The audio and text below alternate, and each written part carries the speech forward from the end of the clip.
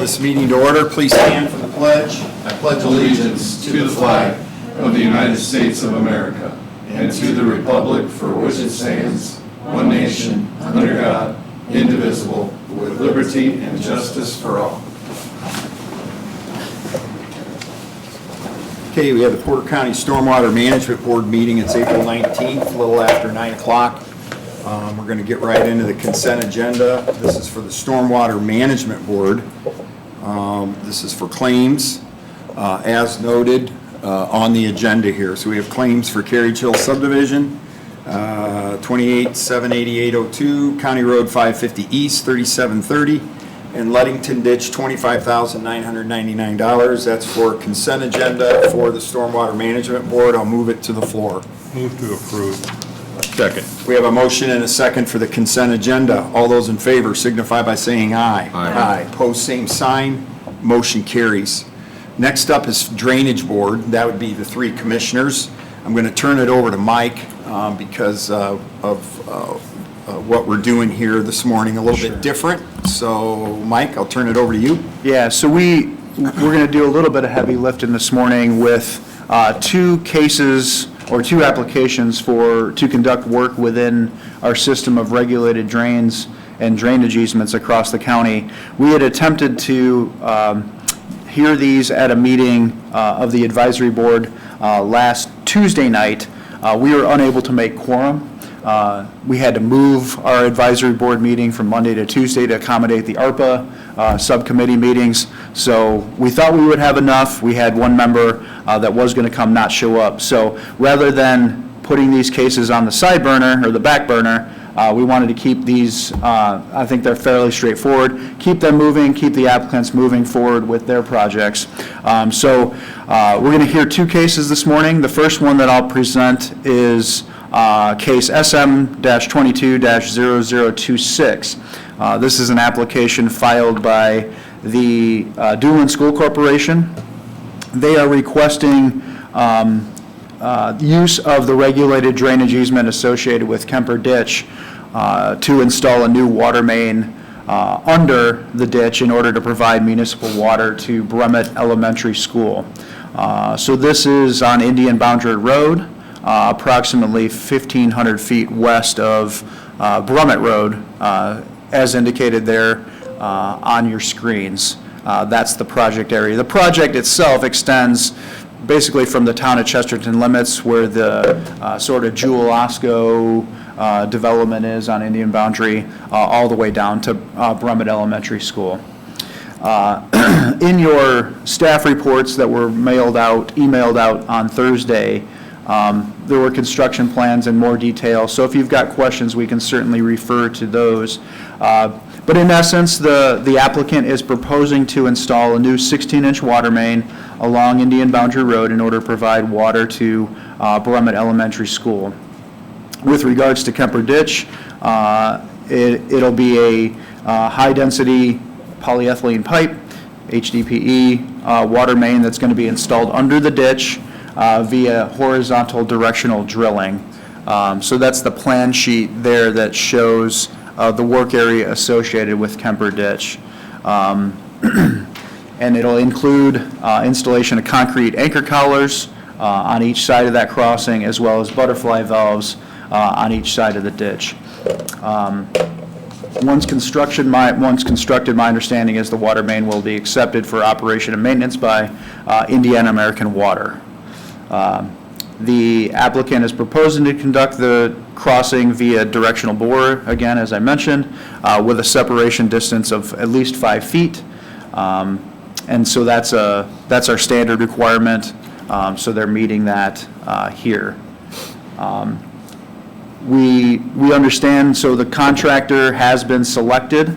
We understand that the entry and exit points for the bores that will be involved in this project will be determined as part of the pre-construction workup between the applicant and the contractor. We're just asking, and we will, because they have been working with our right-of-way manager and our highway engineering staff on permitting of the work within the right-of-way associated with Indian Boundary Road. We're just asking that that communication continue, particularly regarding the particular entry and exit points for the directional bore. It looks like those will be located within the regulated drainage easement associated with Kemper Ditch. And so regardless of where those are located, proper erosion and sediment control should be put in place. So that's been conveyed to the applicant as well. At this time, you know, that they've met all of our sort of standard requirements associated with the directional bore. And at this time, staff is recommending approval of the crossing of Kemper Ditch and the use of the regulated drain and/or drainage easement associated with the ditch to install the proposed 16-inch HDPE water main. All of the standard terms and conditions associated with conducting work within a regulated drainage easement, as stated in our application, including the execution of a hold harmless agreement between the applicant and the county regarding damages to the improvements or damages to the ditch, just so that those are spelled out prior to the start of the work, shall apply. The applicant has, in making the application, one of the standard terms and condition is to restore any disturbance to the regulated drain or easement to a condition that's as good as or better than that found prior to the commencement of the work. So that would apply. And then we're just asking, there's 4 special provisions that we ask be applied should the board choose to approve the use of the regulated drainage easement here, in addition to the standard conditions. 1, providing the department with the locations of the entry and exit points for the directional bore to be used to install the water main under the ditch. Install proper erosion and sediment controls around all work areas as needed to minimize the potential for sediment and other pollutants to leave the work area and enter the ditch. Invite the department to the pre-construction conference that will be held prior to the start of the work, and then contact the department prior to the start of the work within the regulated drainage easement so we could be present for that particular work. The applicant is here, Mr. Greg Lindy with Duneland Schools, as well as Kevin Koros with McMahon Associates, who did the design of this project. So between myself and the applicant, be happy to entertain or answer any questions that the board might have about this case, but I think it's pretty straightforward. Will it require, Mike, for the road to be shut down at any period of time? Our understanding was our highway engineering group's working with McMahon and the contractor on this, but there will be at least temporary lane closures. Correct. If I understand correctly. The anticipation, we're unsure of the entirety of the scope of it at this point, but we do believe there will be at least temporary 1-lane closure as we do this. More so, the right-of-way given through this area is very limited. So our work in relationship to the edge of the pavement is close, and then as you see too, we are crossing the road at 1.3 net surface south. So there will need to be some sort of temporary closure. All of the work, correct me if I'm wrong, will be done via directional bore, all the water main install. However, to install valves and hydrants and those type of service connections, there will have to be open cut. So that's where, and perhaps the bore pits, that's where those temporary lane closures might take place.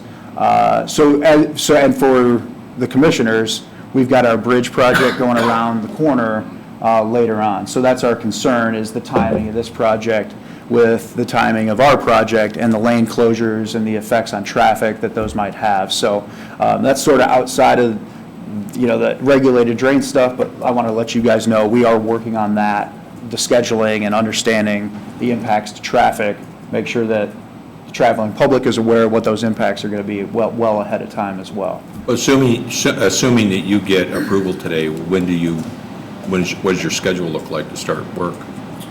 We have awarded the awarding contractor, and we have already gotten approval through Indiana American Water on that. As far as I'm aware, we are currently awaiting on finalizing 2 easement procurements, both on each side of this crossing. We're having some difficult time kind of working with those owners and getting the easements that we can get in order to do that. So that's really the only thing holding us up at this time. As Mike said, we're also kind of concurrently trying to make sure our alignments work with them as well. But at this exact moment, I mean, we are ready to go with the exception of finalizing those easements, which is one of our last needs for our in-all permit. So it'd be fair to say this probably won't start until about time school's out, right? Yeah, I think that was the initial thought. Yeah, that's what I'm hearing. Yeah. Yeah. Okay. Just concerned about them closing, and then on the heels of them opening up, we close, you know.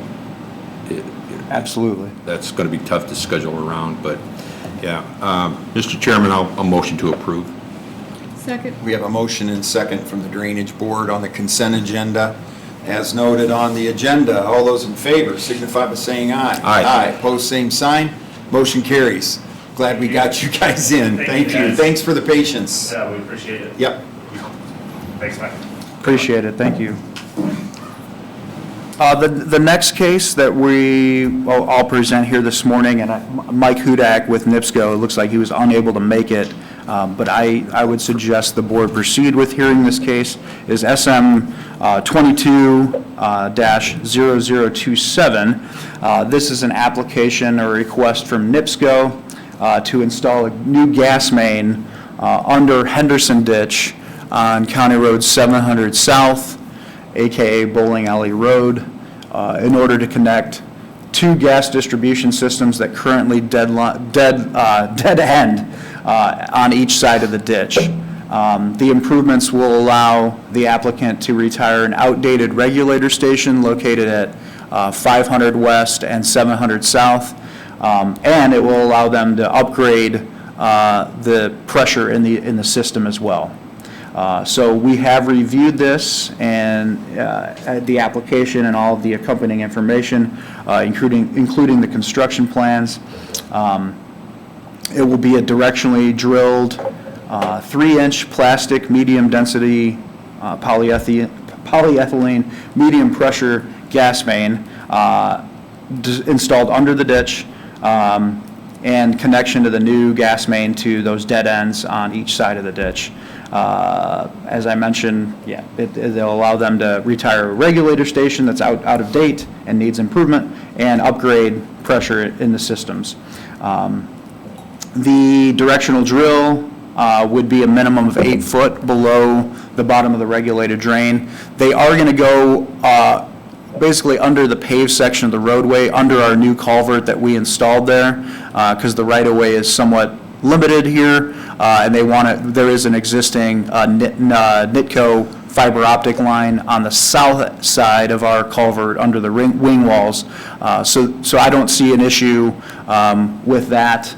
The entry and the exit points for the directional bore and the limits of the open cut construction, so where they're going to tap into those existing systems, those are going to be outside of the regulated drainage easement, but within the right-of-way associated with County Road 700 South. So the applicant knows they've got Mike does know he's got to get a right-of-way permit for that work within the right-of-way, so he's going to do that. And noted, I explained to Mike, put proper erosion and sediment controls in place anyway, even if it's just a temporary impact, just so we prevent sediment from moving off out of those work areas and potentially into the ditch. With that, we are recommending approval, staff is recommending approval of this crossing and the use of the easement as needed to install the proposed 3-inch gas main and connection of that gas main to the 2 that currently dead end on each side of the ditch. The standard terms and conditions associated with conducting work within a regulated drain, which are stated in our application, including the execution of a hold harmless agreement regarding damages to the improvements and/or damages to Henderson Ditch as a result of the improvements should apply. The applicant is going to restore any disturbance to the regulated drain or easement to a condition as good or better than they found it prior to the start of the work. And then we're asking or suggesting that 2 special provisions be applied in this case. 1, the installation of proper erosion and sediment controls around the work areas, and 2, contacting the department at least 72 hours prior to the start of the work within the drainage easement so we can be present while that work's going on. And with that, I'm happy to entertain any questions that the board might have on this case. Did discuss this and a bunch of other work with Mike after we tried to have the meeting last Tuesday. So I think we're on the same page with Mike with NIPSCO, the applicant, with this request. Sounds like a much-needed upgrade. Yeah, I agree. I'll motion to approve. Second. We have a motion and a second for the NIPSCO consent agenda matter. All those in favor signify by saying aye. Aye. Opposed, same sign. Motion carries. Thank you for doing that. That Yeah. helps a lot, and Well, now I'm we know- embarrassed the applicants all showed up on Tuesday night and we weren't able to hear the cases, so. We tried hard, though, to get everybody there with the phones. We but tried very hard. Shaming some people, but it didn't work.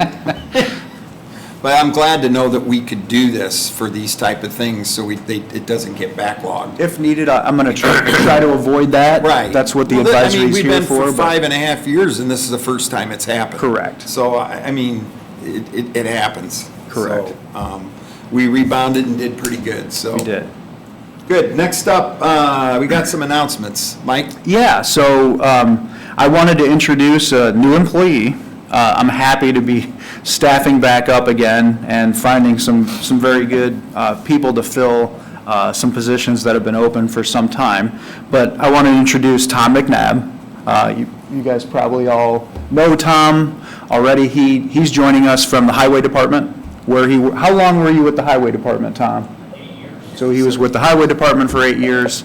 We're glad to bring his boots on the ground experience over to us. He's going to be helping us out as a plan reviewer and inspector, spending time out in the field, watching private development projects, watching our capital improvement projects to make sure the work gets done in accordance with the approved plans and all of our standards. So, Tom, welcome aboard. Did you want to say any words?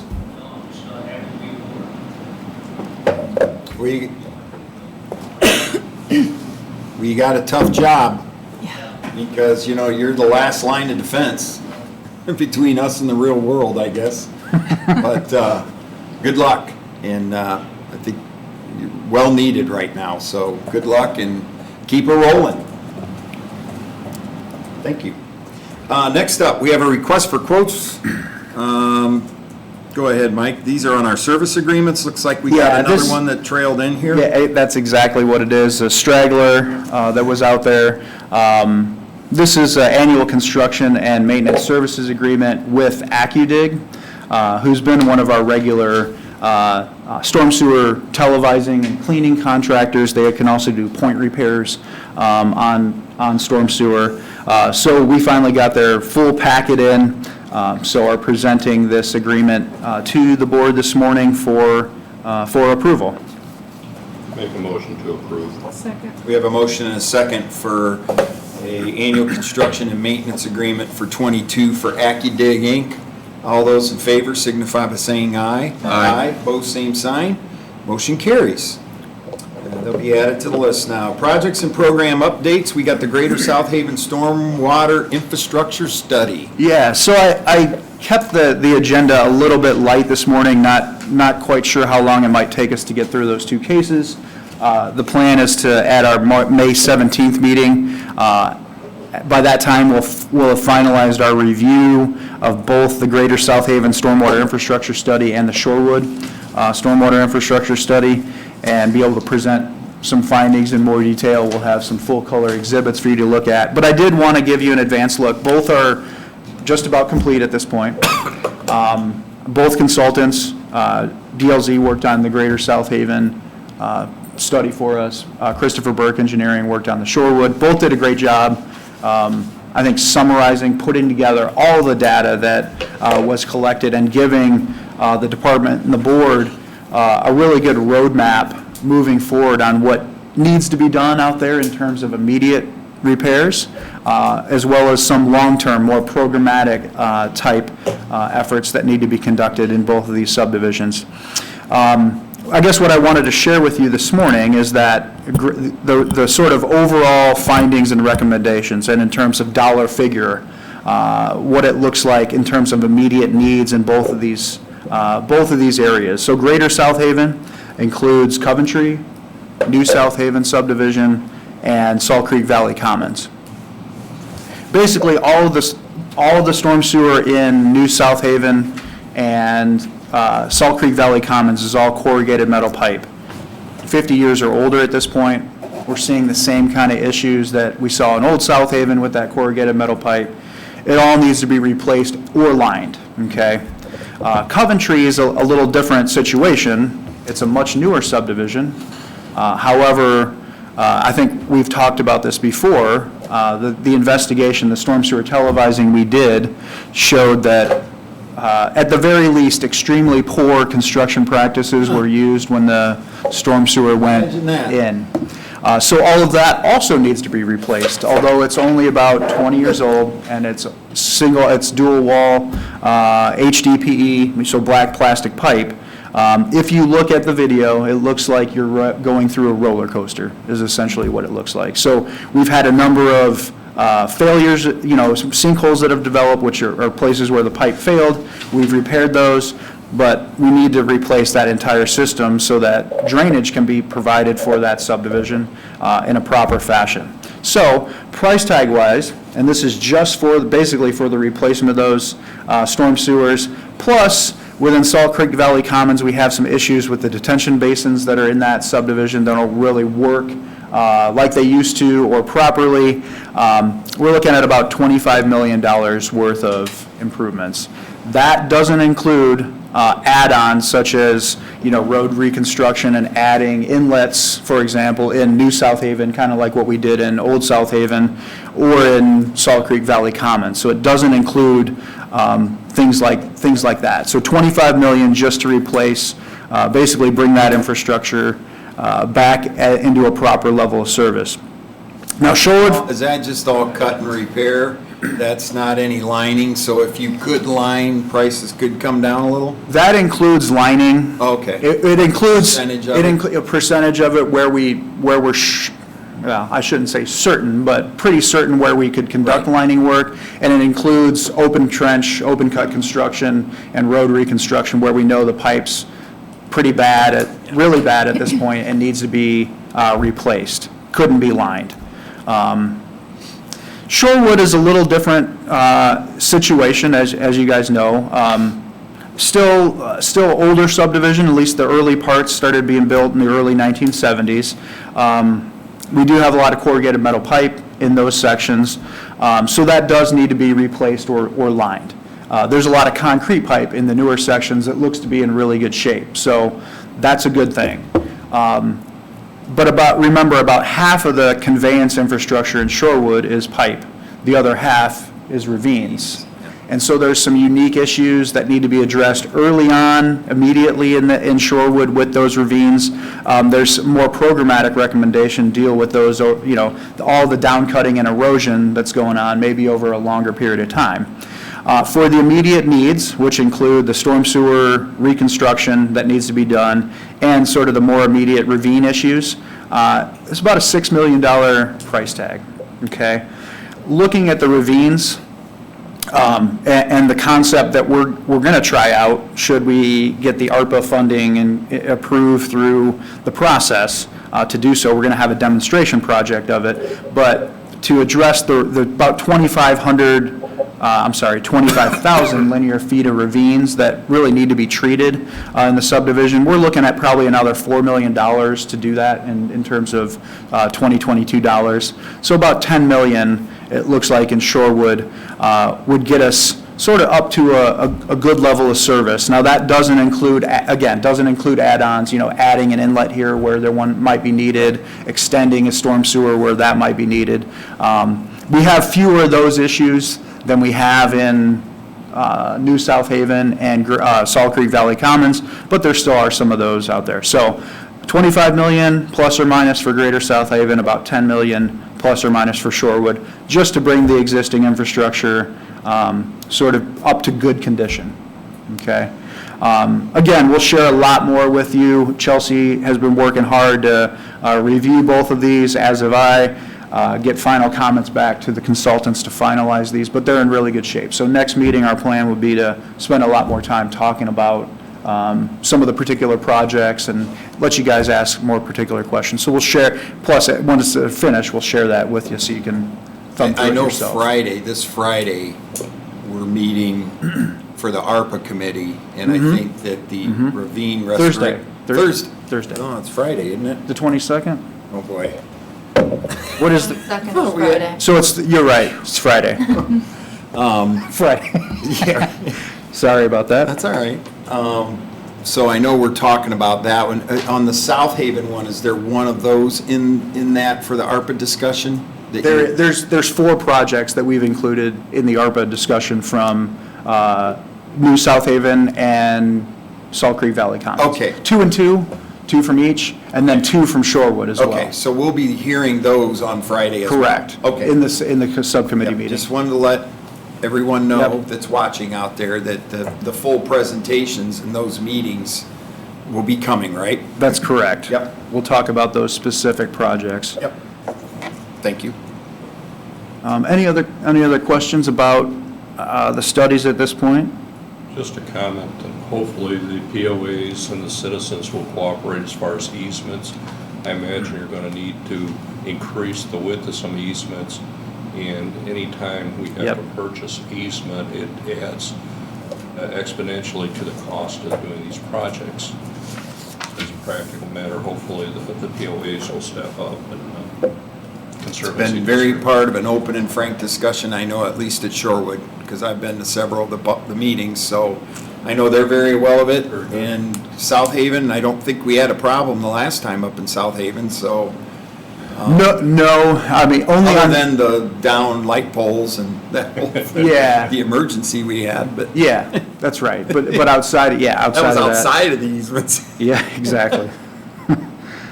No, great point, yeah, Kevin, and you know, that's where the rubber really hits the road when we start on these projects. You know, that has to be, we have to have the land rights and the adequate land rights in place in order to do any of these improvements. So it certainly has been conveyed through the public outreach process. And once we finish up these studies and we release them, you know, that'll be conveyed again. And then when we get to project per project, we'll work with those individual landowners to address concerns, questions about how their properties might be impacted by any particular project. Does any of that include actual purchasing a right-of-way?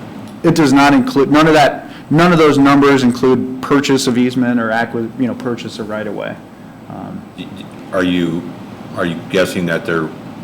We're not, at this point, we're not anticipating that, spending money in that way. Okay, good. You know, we try to work, if we find roadblocks, we try to work around those. And then, you know, if there's no way to work around them, that we may need to purchase, but we're not anticipating it at this point.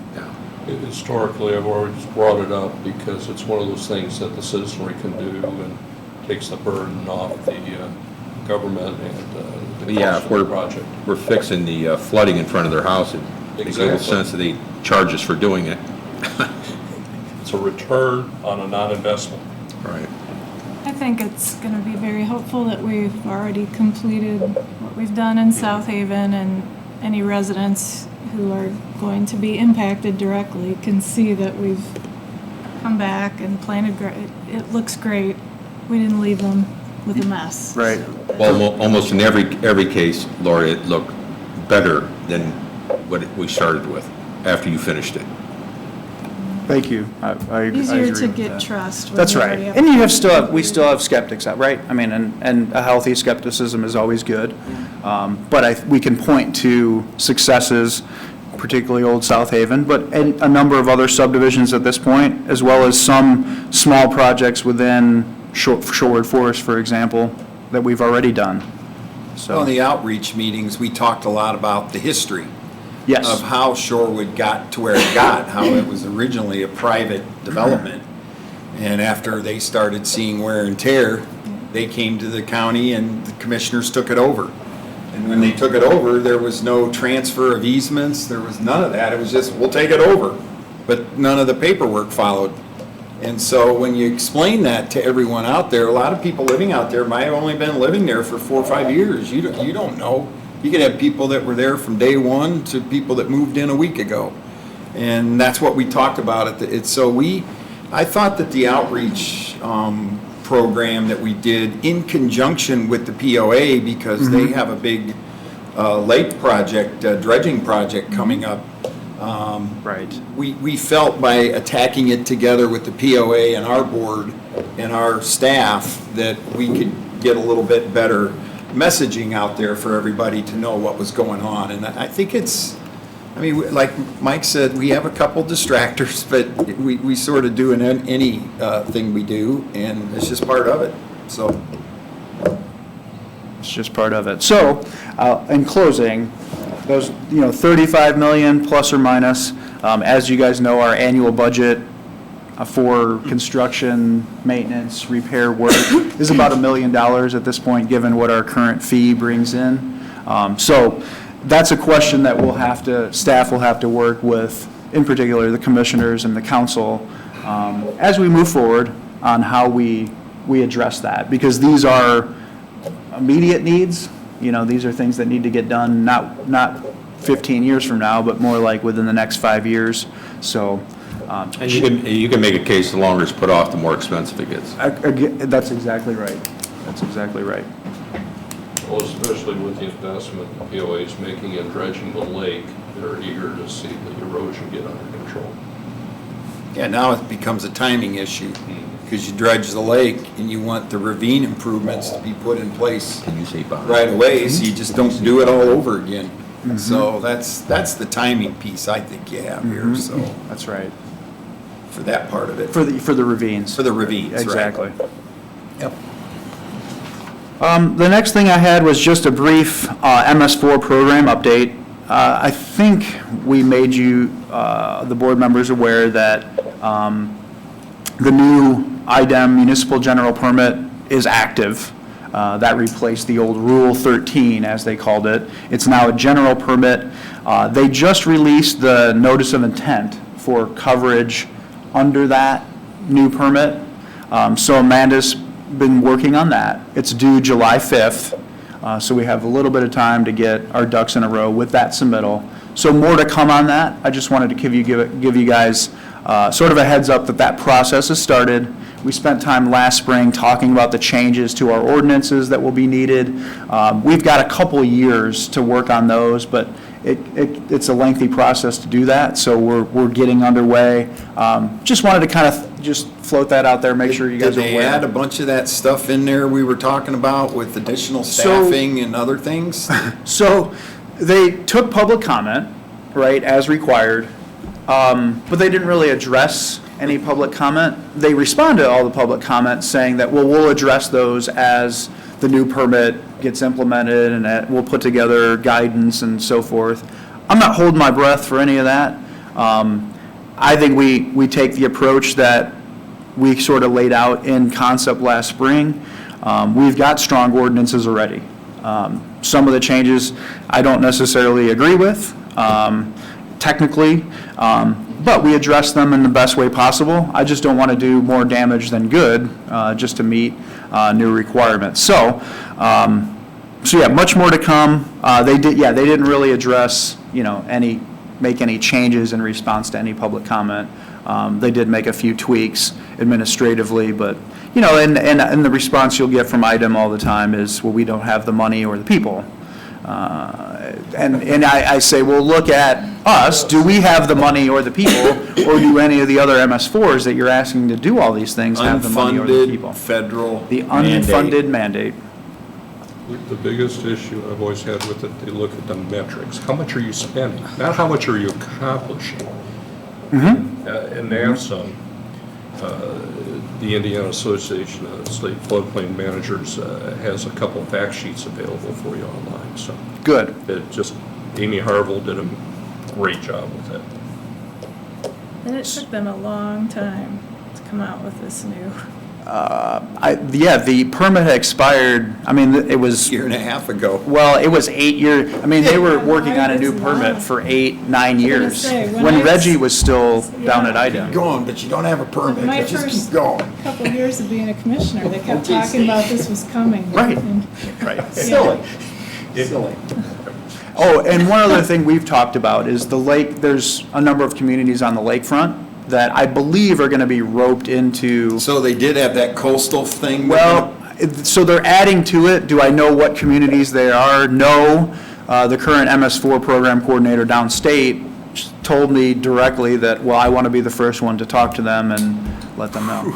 I said, well, good luck. I'm more than willing to help because we're doing it, but, Good luck. so more to come there, more discussions potentially with those new MS4s in terms of how they, potential to work together, with our existing Needed. program. And by their own rules, they're supposed to be urbanized areas. So we successfully fought for those communities to keep them out and just have a kind of an interim status. But yeah, it's not surprising that they kind of enveloped or roped all these others in. And last Well, I time think around, it's they pretty don't- clear, Kevin, that after what happened with the lake levels over the last several years, this isn't it's not as much as a MS4 storm management program as it is a soil erosion program for them. in Yeah, those a coastal stormwater ma- communities, right, a because- management program. And after all that, we felt all that down here for 2 years, everybody clamoring up there for assistance and wanting money, but yet they had no emergency plans together, they had Right. nothing. And so what, No but that, they come to the infrastructure. mothership when they need something, right? But then, then they don't want you anywhere near them any other time, so, I'm glad to see this. I think it's much needed, and I think it's gonna bring some better plans up there to help, for these communities to help manage that up there. I mean, if you're gonna be a town and have a plan and act like a town. And that's, we've dealt with this before up here, so I, for one, am glad to see that they've added that component in that, because I think it's much needed. I agree. So, that's just my opinion, so. I like that. It's gonna be a town, act like a town. Well, and also the fluctuation of the lake. Yeah. Because in the 80s, the lake was high. I did a lot of measurements back then. Then it went back down. It was like out of sight, out of mind. It's no surprise that it came back up. But from what I've heard though, Kevin, though, is that there is a chart out there that's put out by the federal government that talks about what the anticipated water levels of Lake Michigan are. And from what I hear, what happened several years ago, that chart was pretty much dead on.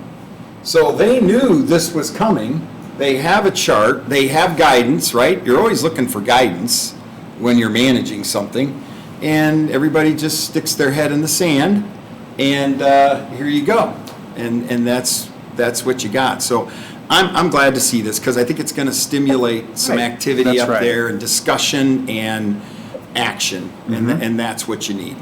So, And I've been publishing that chart in reminding communities because people ask me, where did you get that? Oh, it's been available. yeah, it's there. So, anyway, I'll turn that over.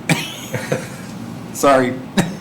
And then, just very briefly, we have a project update, work order report. We've got a couple of our capital improvement projects getting underway. Work has started in the Hidden Hollow subdivision. I know that layout is happening in Troon subdivision to get that project underway. G. Marshall has completed the first phase of the Hutton Ditch Storm Sewer Project out of the Arborview, their Arborview Industrial Park. So making some significant progress. But to date, on those projects, to date, we've initiated 20 projects, well, a little more than 20 projects this year, but 20 that have been assigned 2022 project numbers. Most of those have been work order projects. And the average value of those work orders has been about $7,500. So on par with usual, and we've got a lot more work to do. this year. It seems like this is the year of the sinkhole so far. A number of others have popped up that we need to. Speaking of that, where are we with Carriage Hills? Yeah, so we will be we've started final design work out there. We will be conducting a neighborhood meeting here if the weather ever turns. We need to get information from each of the residents about private drain connections, septic system, perimeter drains, things like that. But plans are underway. I will be presenting the preliminary plans for that project to the ARPA Infrastructure Subcommittee on Friday morning. So trying to secure that funding that would be needed to implement those plans later this year. I'll reach out to a couple of the residents out there and let them know that we're moving along and they'll be hearing something shortly. Yeah, I've spoke with probably a half dozen recently over the last few weeks about the status, so. It's always that one that you don't talk to that's, they're sending us emails and Sure. like nothing's happening out there. Sure. And like I said, I drove out there. Well, yeah, I was impressed at how well you all cleaned all that up out there. there's no construction going on right now, but there are, the work to get to construction is certainly. They were talking about blacktopping roadway. Hell, the factories aren't even up and running yet, are they, to blacktop? No, This week or next week, probably next week. Yeah. probably next week. Yeah, 'cause it's Snowing. The target was the 18th, Yeah. it snowed. Right. I Does understand. it call Doonman Group for any No, information? and the road, I mean, look, the road's in that, Engineer it that, doesn't or? make any sense to resurface the road when we're gonna put storm sewer. Well, in. yeah, I understand. I told one of them, I said, I understand their frustration, but this, this is $1 million fix, and that Right. just, we have protocols to have to follow before we spend that kind of money. Right. Well, and we have to have the money before we, Exactly, yeah. so. So that's all I've got for the board this morning. Okay, any questions of Mike? Yeah, Mike, do you have a spraying program set up for this spring, or is that gonna be later this year? Yeah, Farmer's been calling, huh? we're working on that with Dalton's right now, on their schedule, so. And you can also direct them to our website, because it's on there. I direct them to Okay. the department. Yeah, I mean, to us, we're happy to answer any questions that anybody has about. We developed a pretty good schedule, so. Yep. Well, they still come up and ask you, even though it's on the website, so, because they think you forgot. So, all right, any other questions of Mike? If not, this board stands in recess. Thank you all.